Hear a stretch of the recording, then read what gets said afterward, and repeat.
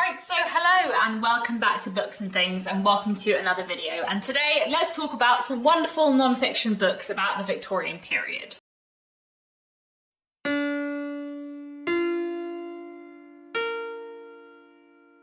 So this was a video that was requested a little while ago back in October, and someone asked if I could make a video talking about non-fiction books which are about Victorian Britain. But I decided to leave that video until this month, November, because November is non-fiction November on BookTube. So I thought this would be a fitting video to make in non-fiction November, telling you about some of my favourite non-fiction books that are about the Victorian period. These are non-fiction books about the Victorian period rather than from the Victorian period, although I do have a few source books of primary sources to talk to you about later. So in the first section of this video, I'm going to be recommending a lot of wonderful books which are non-fiction works about the Victorian period, and then later on in this video I'm also going to do a little bit of a TBR of books that I'd like to read in the future that are about the Victorian period that I don't own and I haven't picked up, but that sound really interesting and I'm hoping to get to one day. So one thing that will probably become clear throughout this video is that I, in general, when it comes to reading history non-fiction books, I really like things that tackle a very specific issue, that look at kind of one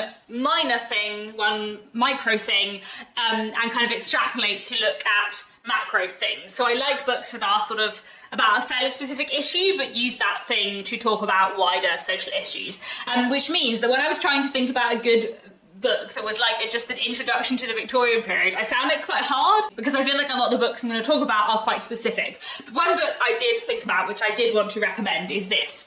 This is British History 1815 to 1914, and this, as you might be able to tell from the format, is a bit more like a textbook.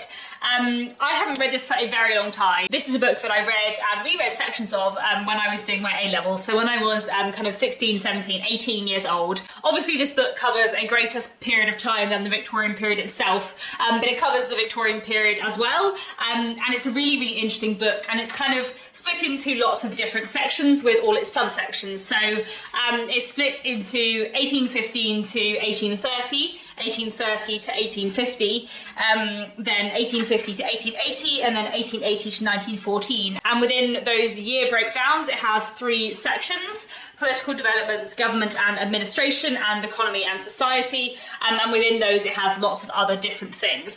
So it's very, very extensive, and it covers a lot of things, and it is a very broad approach to this time period.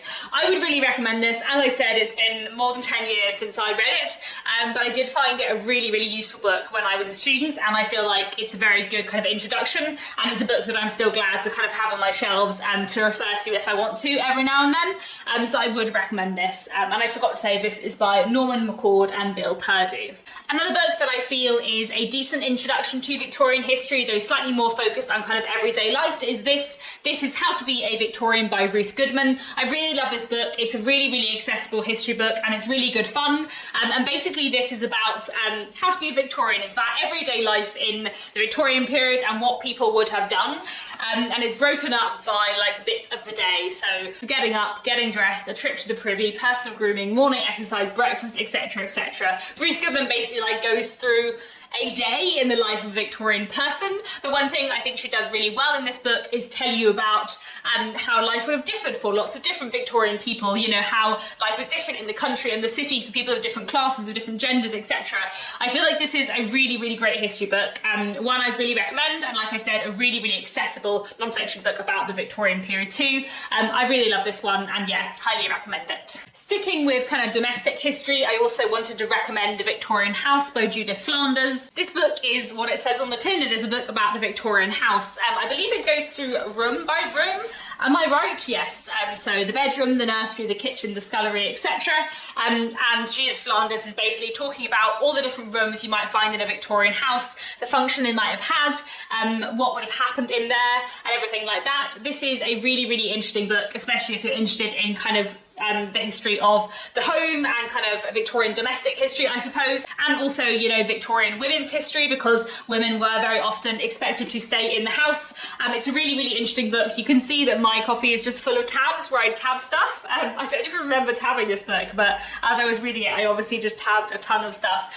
So yeah, this is a really interesting book, definitely one I'd recommend. Another book I have tabbed all over is this. This is Elegant Etiquette in the 19th Century by Mallory James. Obviously, this is one of the more specific books I was mentioning, which takes like one issue in the 19th century. And obviously this is the 19th century, so it starts before the Victorian period, but goes through to the end of the Victorian period. And this book is all about etiquette in the 19th century. It's all about how you were meant to behave in polite society. It's all about rules and regulations and norms and how is the proper way to behave. I love this book for lots of reasons. One, because I think it's a really wonderful resource and is so informative, but also because it's really, really fun to read. Because Mallory James is obviously just like having fun writing about and learning about 19th century etiquette, which was sometimes ridiculous. And is great, hence all of my many tabs. Also at the end of it, every chapter has like some principal points of politeness, which is just like a bullet point list of like summarising the chapter basically, which I found really useful as well.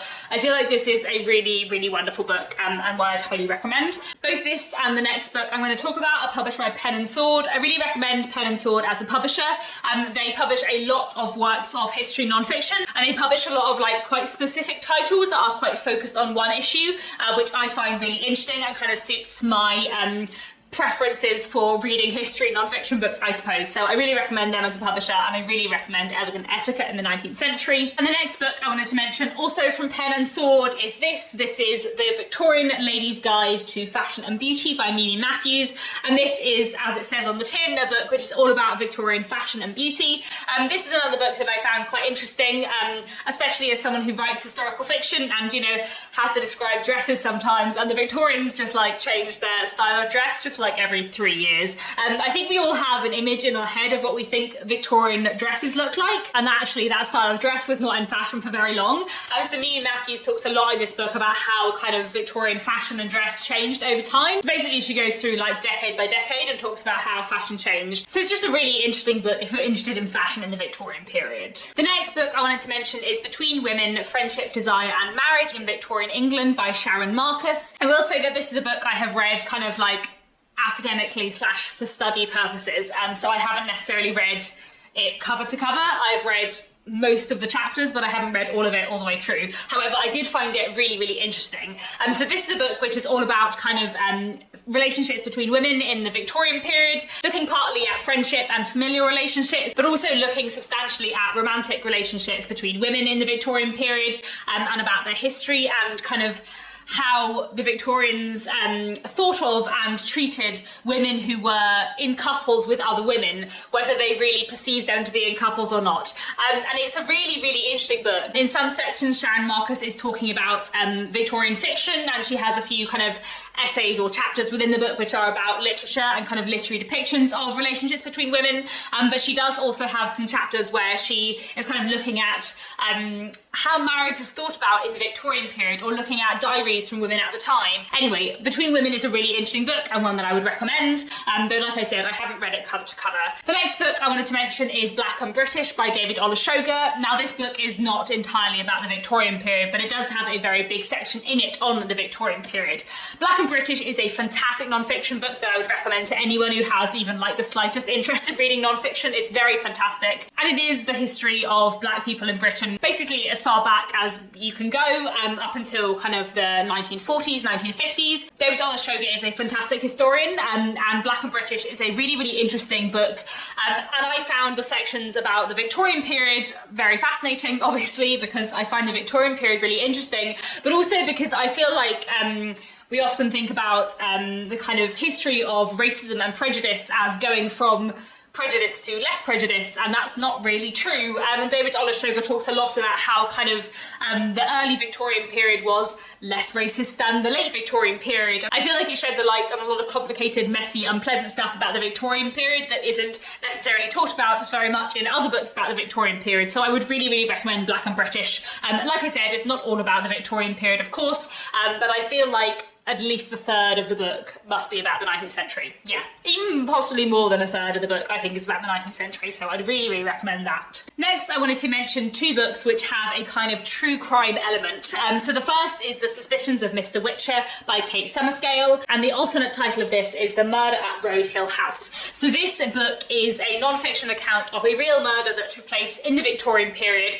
that a man called Mr. Witcher was investigating, and it was a murder that took place in a family home, kind of a middle-class, respectable home where a very young infant was killed. And this non-fiction book basically explores this case, but uses this case to explore Victorian culture and society as a whole. And it's just fantastic. Like, it's just one of the best non-fiction books I've ever read. And as I already mentioned, I really like it when a non-fiction book takes one issue and uses it to look at much wider things. And Kate Summerscale does such a wonderful job in this book at using this murder to explore wider things about Victorian society, things about family and class and taboo and secrets and what wasn't allowed to be spoken about. And it's just really, really fantastic, and I cannot recommend it enough. And on a similar note, I also wanted to recommend The Five by Hallie Rubenhold. And this book is about the 5 victims of Jack the Ripper, but it's not about Jack the Ripper, it's just about them and their lives. And the book kind of has sort of mini biographies of each of these women, what happened in their lives leading up to the point at which they were killed. Like The Suspicions of Mr. Witcher, The Five is one of my favourite non-fiction books, and it's a really fantastic read. It's so well written and so powerful and interesting. And Hallie Rubenhold does such a fantastic job of using these women to explore Victorian history as a whole, looking at women's history, looking at social mobility, looking at class, looking at different areas of London, and it's just fantastic. And I feel like one of the things that is really, really interesting in The Five, which I feel like isn't talked about necessarily so much in other Victorian works, is social mobility and kind of how mobile society was, because I think we often think of the Victorian period as having like these really rigid class boundaries, and to a certain extent it did, but to a certain extent it also didn't. And I feel like in The Five, Hallie Rubenhold looks at how these women moved through class and how they kind of occupied different positions at different levels at different times, and I feel like that is really, really fascinating. And as well as everything else in the book that makes it so good, it makes it really, really worth a read. Talking about The Five kind of leads me on nicely to talking about a few biographies. And the first book I want to mention is, like The Five, a kind of biography of multiple people, and that's this. This is Parallel Lives by Phyllis Rose. The subtitle of this is 5 Victorian Marriages, and basically this book is a kind of biography or account of 5 marriages from the Victorian period. So Jane Welch and Thomas Carlyle, Effie Gray and John Ruskin, Harriet Taylor and John Stuart Mill, Catherine Hogarth and Charles Dickens, and George Eliot and George Henry Lewes. So it takes those 5 couples who, as you might notice, all include a writer, and kind of talks about their relationships and uses this to look at Victorian marriage and society as a whole, and it's just fascinating. I'd really, really recommend this. It's such an engaging read and it's so interesting. One thing I will say is that this book is from the 80s, I think I want to say. Yeah, it's from 1983, so it is actually quite an old book now. There were a few bits of this book where I felt like a slightly different interpretation might be held now, 40 years on, but in general I still feel like this is a really interesting read that is well worth your time. Another biography I wanted to mention is The Invisible Woman by Claire Tomalin. This is the biography of Ellen Ternan, who was Charles Dickens' partner after he left his wife, and this is a really, really interesting book, just because Ellen Ternan had a really fascinating life, and also because she was an actress and kind of her family had worked in the theatre, and I feel like the stuff this book has to say about the theatre is fascinating. I will say that I feel like Claire Tomalin and I do not agree in our opinion on Dickens and on Charles Dickens' books, even though I feel like Claire Tomalin and I would probably have quite different opinions on books. She is a fantastic biographer, and Nellie Ternan has such an interesting life. I also wanted to mention this. This is Lucy Worsley's biography of Queen Victoria. Lucy Worsley is one of my favourite non-fiction writers, and this is a really fantastic biography of Queen Victoria. The book is kind of really interestingly structured in that it is structured by various different days in Queen Victoria's life, and kind of just looking at what happened on that significant day and kind of telling the story of her life through moments, which I just really enjoyed, and I just found it like a really accessible way to do a biography, I suppose. So I really recommend Queen Victoria, and yeah, Lucy Worsley is a really fantastic writer. Then I also wanted to mention The Lion and the Unicorn, Gladstone versus Disraeli by Richard Aldous. This is a kind of dual biography of Gladstone and Disraeli, who were like the two like main players in the Victorian political stage in some ways, and they had like a big rivalry going on. And I haven't read this book for a long time. I read this when I was maybe 17, 18 years old, because I studied Gladstone and Disraeli and kind of Victorian politics at A-level, and it's something that I find really, really interesting. Both of them are really interesting figures, and this kind of dual biography of these two very different people is really interesting, and again kind of uses these two people to look at Victorian society and politics as a whole. Like I said, it's been many years since I read read it, but it was a really interesting read and definitely one I'd recommend. So those are the sort of typical non-fiction books that I wanted to recommend, but I also wanted to recommend some source books. So source books are books which are a collection of primary sources from the time. So they are history books and kind of secondary sources in the sense that they're curated, but they are full of primary sources, actual things that were written at the time.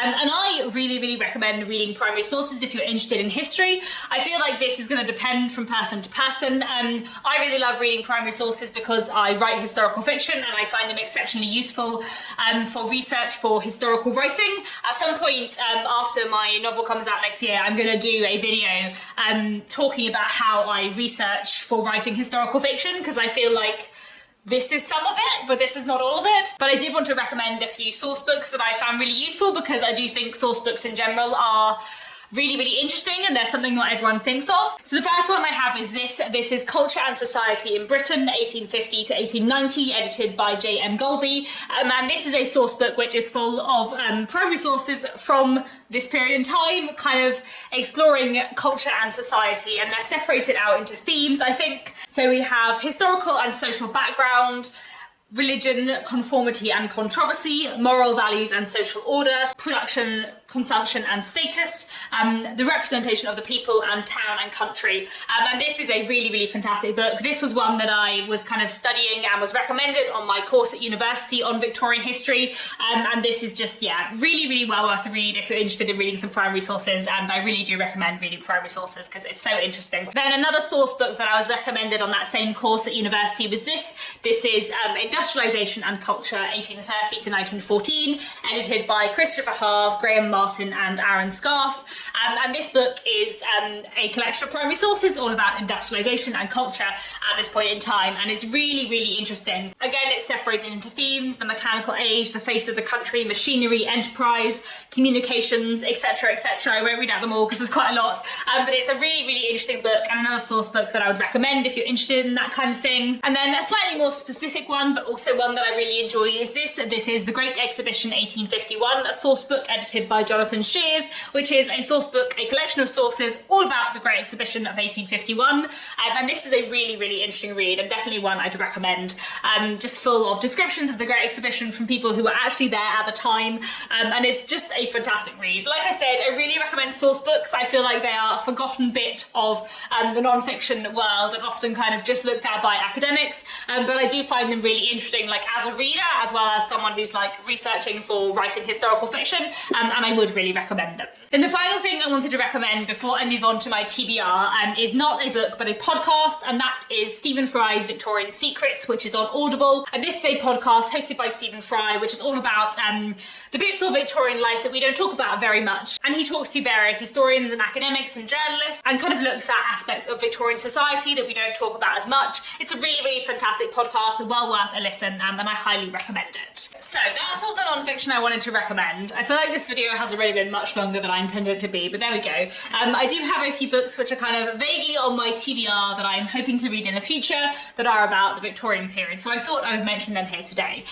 So first off, there are a few books I'd like to read by authors who I've already mentioned. So I'd be quite interested to read The Victorian City by Judith Flanders, which is her looking at the Victorian city, because I thought her book The Victorian House was really interesting. I'd also quite like to read The Wicked Boy by Kate Summerscale, which is another book in a kind of similar vein to The Suspicions of Mr. Witcher, looking at a crime that happened in the Victorian period, and kind of extrapolating from that, I guess. So I'm looking forward to that one. That's definitely something I'd like to read at some point in the future. I would also be interested in reading Charles Dickens' A Life by Claire Tomerlin, I think. I'm kind of debating this because I would really like to read a Charles Dickens biography. Charles Dickens is my favourite author, and I know a bit about his life, but I don't know that much about his life, and I've never read a biography of him, which, considering like Jane Austen is my second favourite author, and I've read like, I don't even know how many biographies of her, 7, 6, quite a lot of biographies of her. I've never read any of Charles Dickens, and I feel like that is slightly purposely because a lot of people say that Charles Dickens wasn't a nice person, and I've tried to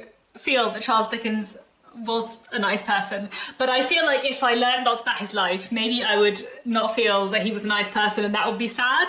But maybe it wouldn't, because I still love his novels. Like, whether or not he was a nice person doesn't really mean I don't love his novels. And, you know, he's been dead a very long time. But I feel like I would like to read a biography of Charles Dickens, especially because I do feel like bits of his books, especially David Copperfield, were kind of inspired by his own childhood.